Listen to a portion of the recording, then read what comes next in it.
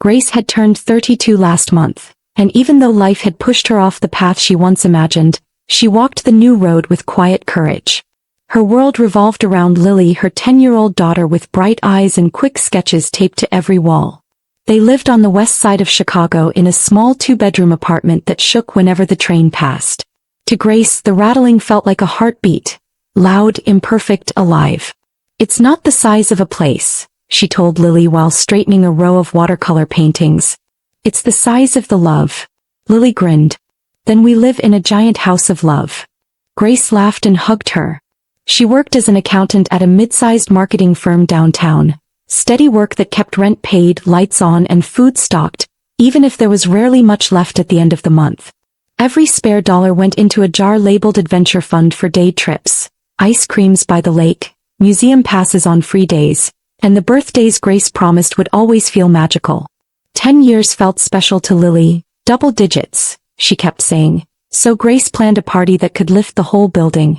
She practiced frosting swirls after bedtime, saved coupons for decorations and whispered to herself, "This one will be perfect." Where are you watching from today? Kindly hit like, comment and subscribe to this channel for more. She began planning 3 months ahead. Grace watched late-night videos on cake design, pausing and rewinding until the frosting curls matched the pictures. She chose a rainbow theme because Lily loved color and light. Streamers crossed the ceiling like ribbons in the sky, and clusters of balloons hovered in each corner. Grace handwrote invitations for Lily's classmates. "Please come celebrate Lily's double-digit birthday," and sent polite digital invites to her own family, her mother Janet, her stepfather Paul, and her older sister Clara. The apartment smelled like vanilla and warm sugar the morning of the party. Lily patted out in her socks, still sleepy, then stopped and stared. "Mom," she whispered, "did you do all this for me?" Grace brushed a curl behind her ear.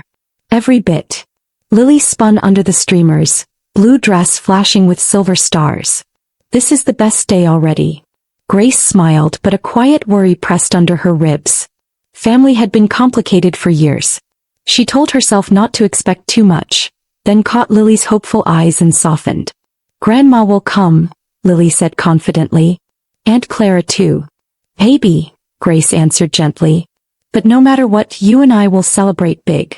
At 1 o'clock the first guests arrived, kids with gift bags and bright shoes, parents with warm smiles and offers to help. "This is beautiful, Grace," said Mrs. Ramirez, whose daughter Sophia was Lily's closest friend. "You made this feel like a wonderland." Grace thanked her and kept moving, guiding the pizza-making station and laughing as flowers speckled the countertops. The apartment filled with happy noise, squeals, music, the clink of cups, and still every few minutes Grace's eyes slid to the door. No message from Janet. Nothing from Clara. At 1:30, a second wave of classmates burst in, and Lily beamed while showing them the drawing wall. "That one's my mom's favorite," she told them, pointing to a watercolor skyline. Grace checked her phone again. 1:41. Silence. He typed a quick text. "Party's going great. Cake soon. Hope you can make it." She didn't hit send. Instead, she slipped the phone into her pocket and knelt to retie a shoelace. "You okay, Mom?" Lily asked softly. Grace nodded. "Perfect. Today is about you." At 1:45, a ping, from Clara, "Running late." Grace exhaled through her nose. On a Saturday, traffic from Clara's suburb was rarely bad. It was the same message as every school recital, every art show. So late was better than not at all. "They're coming," Grace told herself. "Let's keep going." 2 o'clock. A knock. Lily dashed to the door, light as a spark. Grace followed with the cake knife and a practiced smile. Janet stood on the threshold with her handbag tucked tight, lips pressed thin. Paul looked at the floor as if counting tiles. Clara kept her eyes on her phone. "Happy birthday," Janet said in a flat voice, passing a small gift bag forward without meeting Lily's hug. Clara extended a box wrapped in leftover holiday paper. "Here," she said, half smirking. Paul murmured, "Hi, kiddo," and stepped aside. "Thank you for coming," Grace said evenly. "We've got food and games, you're just in time for cake." Janet's gaze slid over the rainbow room. "Very colorful," she said. Clara leaned toward her mother and whispered. Both gave a small, knowing chuckle. Lily lifted a certificate. Grandma, look. I won first place in science. Janet flicked a glance, already turning away. Grace's smile didn't slip, but something inside her did. She guided Lily back to the table where the children gathered, eyes bright, voices eager. All right, birthday girl, Grace said with a wink. Ready for your wish? The room glowed with the candlelight reflected in Lily's wide eyes. Grace set down the rainbow cake, hand steady, heart full. She reached for the matches, then saw movement. Janet stood and adjusted her purse strap. Clara sighed big enough for the hallway to hear. Paul followed them toward the door like a shadow. Where are you going? Grace asked, gentle but firm. We haven't done cake or presents. Janet's reply cut clean. We've seen enough. We have better things to do than watch children make messes. The room fell still. Even the music seemed to fade. Lily's fingers paused above the knife, her smile folding in on itself. Please, Grace said softly. It's her day. Clara's mouth curled. We showed up. That's more than you deserve. A parent near the window sucked in a breath. Paul opened the door without speaking. Janet added, maybe next year you can afford a proper venue. The door clicked shut. For a beat no one moved. Lily stared at the candles, the small flames wavering. A tear gathered and didn't fall. Grace laid a hand on her daughter's shoulder and made her voice warm. On three, everyone, she said to the children. Let's sing the loudest birthday song Chicago's ever heard. And as the first notes rose, Grace promised herself, quietly, absolutely, that this would be the last time anyone made Lily feel small. For a moment after the door shut, Grace stood frozen. The laughter of children felt muted, like it came from far away. Lily stared at the cake, her small shoulders stiff. A single tear rolled down her cheek, dropping onto the tablecloth. Grace's chest tightened, but she swallowed hard and forced her voice steady. Ready to make a wish, birthday girl? She whispered. Lily looked up, eyes shimmering, searching her mother's face. Grace smiled softly, even as her own heart cracked. On three, everyone, she called, and the kids, sensing the tension, sang louder than before. The apartment filled with a chorus of happy birthday, drowning out the ugly echo of Janet's words. Lily leaned forward and blew out the candles in one puff. Parents exchanged sympathetic looks, and Mrs. Ramirez gave Grace's arm a gentle squeeze. You're doing great, she murmured. Grace nodded, but inside she felt anger stirring, hotter than she'd ever allowed herself to feel. The party carried on, but Grace noticed Lily's smile dimmed. She opened presents politely, thanking her friends, but when she reached the bag from Janet, her face fell. Inside was a dusty craft kit, the kind sold on clearance, its edges frayed. Clara's box was worse. An old board game, pieces missing, clearly rewrapped from her cousin's discarded toys. Lily set both aside without comment, her chin trembling. Grace forced herself to clap enthusiastically at each gift from the other children, determined not to let bitterness spill into the room. Yet she couldn't help overhearing whispers among the parents. Did you see them just leave? One asked. Who does that to a child? Another muttered. Grace felt her cheeks burn with shame, not for herself, but for the public humiliation her family had inflicted on her daughter. By 4 o'clock, the last guest hugged Lily goodbye, leaving the apartment quiet except for the rustle of streamers. Mrs. Ramirez lingered to help gather cups and plates. Has your family always been like this? She asked gently. Grace pressed her lips together before answering, yes. And I think today was the final straw. That evening, Lily curled on the couch with her unicorn plushie, her face pale. Grace tucked a blanket around her and tried to sound light. Movie night? Popcorn, extra butter. Lily shook her head slowly. Mom, does Grandma hate me? The words pierced deeper than any insult Janet had ever thrown at Grace.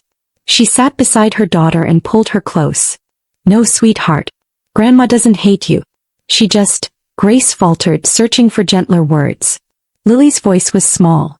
Is it because I ruined your life? Aunt Clara said that once. Grace pulled back sharply, meeting Lily's watery eyes. Listen to me, Lily. You are the best thing that ever happened to me. You didn't ruin anything. You made my life brighter. Lily bit her lip. Then why don't they want to be here? Grace stroked her hair. Because sometimes grown-ups can't see what matters. That's their problem, not yours. Never think it's about you. Lily nestled into her side. I don't want them at my party next year. Grace kissed her forehead. Then it'll just be people who love you. That's a promise. After Lily drifted to sleep, Grace sat alone in the wreckage of streamers and cake crumbs. The anger she'd held back during the party surged like a storm. She thought of every slight over the years. The graduation they skipped, the cold stares, the way Janet introduced Clara as her pride and Grace as the one with a child. She whispered into the silence, "Never again." For the first time, the words didn't feel like a wish but a vow. Grace grabbed her notebook, flipping to a blank page, and began scribbling. Boundaries. Consequences. Actions. She wasn't plotting revenge, at least not the kind her family would expect. She wanted something sharper. A mirror that showed them the hurt they'd caused. She tapped her pen against the page, staring at the candle wax still hardened on the tablecloth. "If they can't hear Lily's tears," she muttered, "then I'll make them hear something else." A plan began to take shape. The next morning, Grace dropped Lily at her friend Sophia's house. "Have fun, sweetheart," she said, masking the steel in her voice. "We're building a fort today." Lily beamed, skipping inside. Mrs. Ramirez met Grace at the door. "Take the time you need," she said knowingly. Grace nodded, her chest tightening with gratitude. She drove to a big box store on the edge of the city, filling her cart with odd items. Small Bluetooth speakers, batteries, duct tape, and decorative boxes. The cashier raised an eyebrow but didn't ask.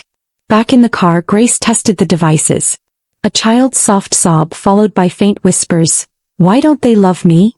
The sound looped for 30 seconds then stopped, only to return 15 minutes later.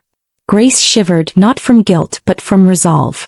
"If they won't listen to me," she whispered, "maybe they'll listen to this." At 2 o'clock that afternoon, Grace stood at Janet's polished front door. The manicured lawn, the painted shutters. It was the picture of perfection masking decades of cruelty. Janet opened the door, her brows arching. "Grace. Why are you here?"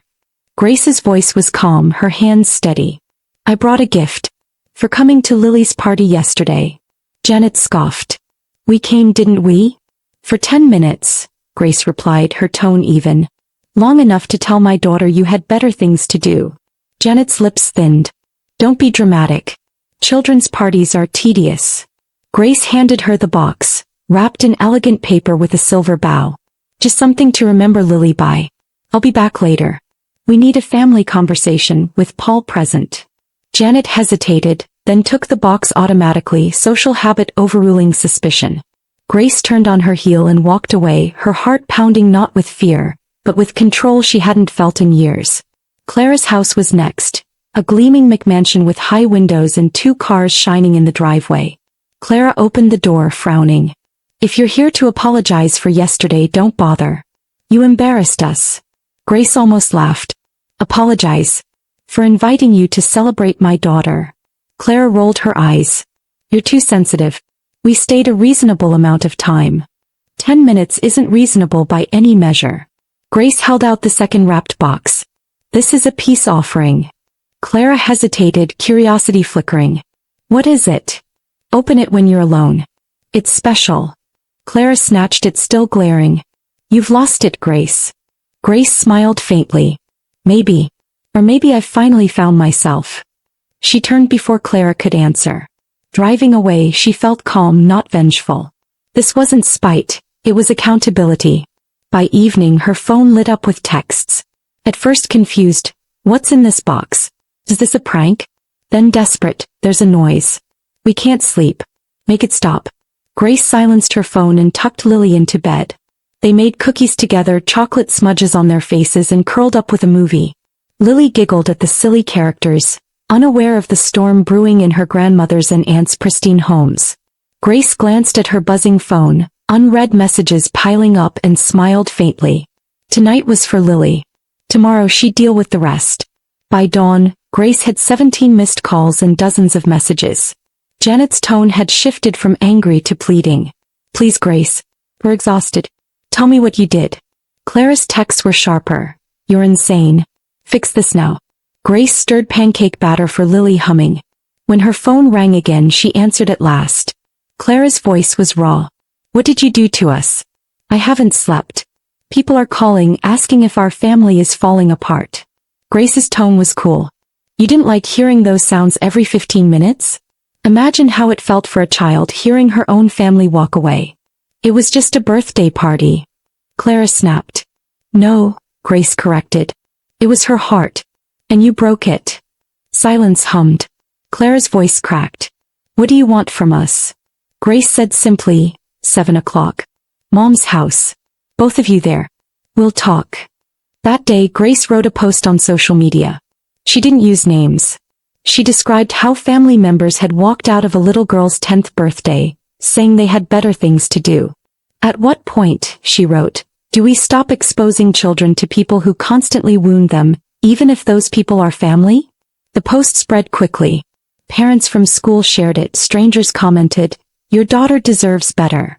A local community center reached out, offering to host a second birthday for Lily free of charge. Grace wiped tears as she read. When her phone rang again she was surprised. It was Paul, her stepfather. His voice was low. Grace, I should have spoken up. I'm sorry. What happened yesterday was wrong. Grace gripped the phone tighter. Then why didn't you stop it? Because I've spent years keeping the peace. But I won't stay silent anymore. Tonight I'll stand with you. For the first time in years, Grace felt the balance of power shifting. By evening, Grace drove to Janet's house, heart steady but racing beneath the calm surface. Lily was safe at Sophia's, wrapped in the comfort of a friend's family. The front door opened before she knocked. Janet stood pale, dark circles under her eyes. Finally, she hissed. Get inside and undo whatever you did. The living room showed signs of chaos. Cushions overturned, decorations displaced, evidence of a frantic search for the noise's source. Claire paced by the fireplace, muttering under her breath. Paul sat in his armchair, unusually firm. Enough, he said as Grace stepped inside. Let's talk. Grace didn't sit. She remained standing, voice cool. What you hear in your homes is nothing compared to what my daughter heard from you. Janet crossed her arms. You've gone too far. People are talking. The pastor called this morning. Grace raised her chin. People should talk. Because what you did to Lily was cruel. Clara spun, pointing a finger. You humiliated us. That post made everyone think we're monsters. Grace's voice didn't waver. You humiliated yourselves. I didn't invent your actions. You walked out on a child's birthday. Janet snapped. You're exaggerating. It was 10 minutes. 10 minutes she'll never forget. Grace cut in. Paul leaned forward. They hurt her, Janet. Hurt both of them. It's time we admit it. Janet turned shocked. You're siding with her? I'm siding with Lily, Paul said evenly. Clara rolled her eyes. So what? You want us to crawl back, beg forgiveness just because a kid cried over a cake? Grace's expression hardened. Yes, because that kid is my daughter. And she deserves better. The room fell into tense silence. Finally, Janet spoke, her voice strained. What do you want from us? Grace inhaled slowly. A real apology. Not to me but to Lily. At the community center's party this weekend, you will show up with genuine gifts and genuine hearts. You will apologize in front of the people who saw you walk out. Claire's face turned red. Public apologies? That's humiliating. Grace's gaze was unflinching. So was abandoning a 10-year-old in front of her friends. Paul nodded. She's right. Janet sank into the couch, face flickering between defiance and shame. Fine, she said at last. We'll come. Grace's voice softened, but her words were steel. If you fail her again, you won't see her again. Boundaries aren't optional anymore. Saturday arrived with balloons, cake, and laughter echoing in the community center hall. Lily looked around wide-eyed, clutching Grace's hand. Mom, is this all for me? Grace bent low, kissing her cheek. Every bit of it. Parents from school, neighbors, and new friends had gathered, determined to celebrate the girl who deserved joy. Then the door opened. Janet entered first, face composed but nervous, Paul steady at her side. Clara followed, stiff but present. Lily's smile faltered for a moment, then she looked up at Grace. It's okay, Grace whispered. You hold your head high. When the time came for cake, Janet surprised everyone. She stepped forward, clearing her throat. Lily, she began, her voice shaking, I owe you an apology. I was wrong to walk out of your birthday. I hurt you and I'm deeply sorry. Gasps rippled through the crowd. Clara shifted uncomfortably, but Paul's firm gaze pushed her forward. I'm sorry too, Clara muttered. I shouldn't have treated you like you don't matter. You do. Lily blinked, stunned. The room hushed, waiting. Finally, Lily whispered, Thank you. Grace squeezed her daughter's hand, tears burning her eyes. For the first time, Janet looked at her granddaughter with something like sincerity. The weeks that followed brought cautious change. Janet called, asking to take Lily shopping for art supplies. Maybe she can help me start painting again, she said softly. Grace agreed, watching with wary hope. Clara invited Lily for a sleepover, including her in games with her cousins. Small steps, but steps nonetheless. Paul became a steady presence, attending Lily's soccer matches and school events. I wasted years being silent, he told Grace one afternoon. But not anymore. Grace nodded. It's never too late to show up. The family wasn't healed, but cracks of light were breaking through old walls. Grace too began to heal. She joined a support group at the community center for parents facing toxic family patterns. For the first time, she admitted aloud, I kept hoping they'd change, so I let them hurt me over and over. But the moment they hurt Lily, something inside me snapped. Heads nodded in understanding. Sharing her story, she found not only comfort but purpose. She realized that standing up for Lily had also been standing up for herself. Boundaries aren't selfish, she told the group one evening. They're love in its strongest form. Months passed and progress remained uneven. Old habits surfaced, but this time Grace didn't let them slide. That's not acceptable, she told Janet once when a sharp comment slipped out. If you want to be in Lily's life, respect is the price. To her surprise, Janet apologized. It wasn't perfect, but it was movement. Clara too showed flickers of change, defending Lily proudly at a family dinner when an aunt made a dismissive remark. Actually, Clara said, she just won first place in her art contest. Grace caught Lily's radiant smile across the table and felt her chest swell with pride. One evening, Lily asked a question that stopped Grace mid-step. Mom, do you think people can really change, or do they just act nicer when someone's watching? Grace considered carefully. Some people pretend, yes. But some truly change, slowly, painfully, when they see the hurt they've caused. Real change takes courage. Lily tilted her head thoughtfully. I think Grandma and Aunt Claire are trying. Especially when Grandpa's around. Grace chuckled. You're probably right. Lily grinned. And I think your noise machines were genius. Grace blinked. You know about that? Lily giggled. Sophia told me. I thought it was kind of cool. Grace flushed but laughed, pulling her daughter close. Well, desperate times call for creative measures.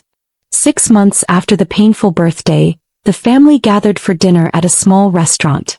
Lily wore her charm bracelet, each charm carrying meaning. Gifts from Paul, trinkets from her mom, tokens of new memories. Janet admired it, asking questions about each piece, genuinely listening as Lily explained. Grace watched in quiet amazement. The same woman who once dismissed her granddaughter was now leaning in, eyes soft. Clara too joined in the conversation, no smirks or whispers, just sisterly warmth that had been missing for years. It wasn't perfect harmony, but it was progress. Grace exhaled, realizing that disruption had led to this fragile, hopeful balance. As they walked home under the glow of city lights, Lily slipped her hand into her mother's. Mom, thank you for standing up for me. Even when it was scary. Grace squeezed her daughter's hand. Always, sweetheart. That's my job. But one day it will be yours too, to stand up for yourself. Lily nodded, eyes shining. I think I'll be good at it. Grace smiled. You already are. In that moment, Grace felt something deep shift inside her. She wasn't just teaching Lily how to live. Lily was teaching her too. Strength, clarity, and love flowed both ways. That night, as Grace tucked Lily into bed, she reflected on the journey. Pain had turned into purpose, betrayal into boundaries. The family might never be perfect, but perfection wasn't the goal. Safety, love, and respect were. Grace kissed her daughter's forehead. Sleep well, my brave girl. Lily whispered, Good night, Mom. I love you. Grace turned off the light, her heart lighter than it had been in years. She finally understood. Sometimes the most powerful love isn't keeping peace at all costs. It's teaching others how to treat you. And by standing up, she had given Lily a gift far greater than any party. The courage to know her worth. Moral lesson. True love isn't about keeping peace at all costs. It's about setting boundaries that protect dignity. Families may wound us, but standing up with courage and self-respect teaches the next generation the value of worth, respect, and unconditional love. Thanks you for watching, and please remember to tell us where you are watching from today. Hit the like button, comment, and subscribe to this channel for more of this.